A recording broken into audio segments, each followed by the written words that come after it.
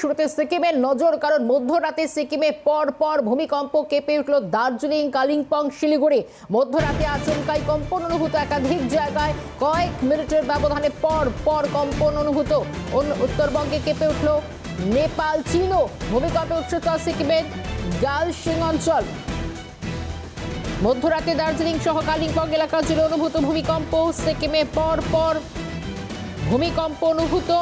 Richter স্কেলের মাত্রা ছিল প্রথম কম্পনে 4.3, তারপর প্রায় বেশ 5 থেকে 6 মিনিট পর আবারও রাত্রির প্রায় 1:15 নাগাদ দ্বিতীয় কম্পন অনুভূত হয়।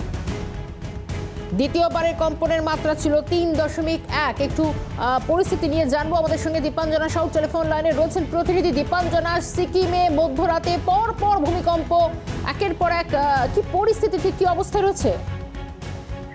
একেবারে দেখো শর্মিষ্ঠা, তোমাকে প্রথমেই জানিয়ে রাখি, বৃহস্পতিবার মধ্যরাতে ভূমিকম্পে কেঁপে উঠল দার্জিলিং, শিলিগুড়ি সহ বেশ কিছু অঞ্চলে কম্পন অনুভূত হয় এবং পার্শ্বী দেশে নেপাল এবং চীনেও সেখানে ভূমিকম্প অনুভব করা যায়।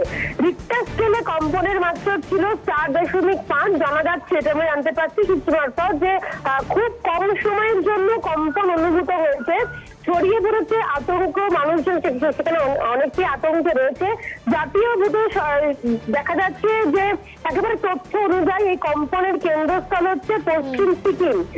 সেক্ষেত্রে দেখা যাচ্ছে শেষ পাওয়া খবর অনুযায়ী শিলিগুড়ি, জলপাইগুড়ি, দার্জিলিং ও পার্শ্বী রাজ্য সিকিম, আসাম সহ প্রতিবেশী দেশ নেপাল এবং চীনে এই যে ভূমিকম্প, সেটা কিন্তু কম্পন অনুভূত হয়।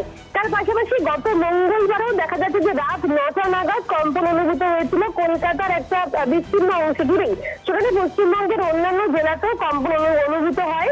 ভূমিকম্পের উৎসস্থল ছিল কিন্তু মায়ানমার। সেখানে দেখা গেছে যে রিক্টার স্কেলে কম্পনের মাত্রা ছিল 6। এছাড়াও বাংলাদেশ, ইন্দোনেশিয়াতে কিন্তু ভূমিকম্প হয়েছিল। সেই ঘটনার পর ফের বৃহস্পতিবার রাজ্যে ভূমিকম্প অনুভূত হয়। তবে সব মিলে কিন্তু আতঙ্কে রয়েছে মানুষ। একের পর এক ভূমিকম্প, তার জেরে ক্রমশ আতঙ্ক বেড়েছে সাধারণের মধ্যে। ধন্যবাদ জানাবো দীপাঞ্জনা।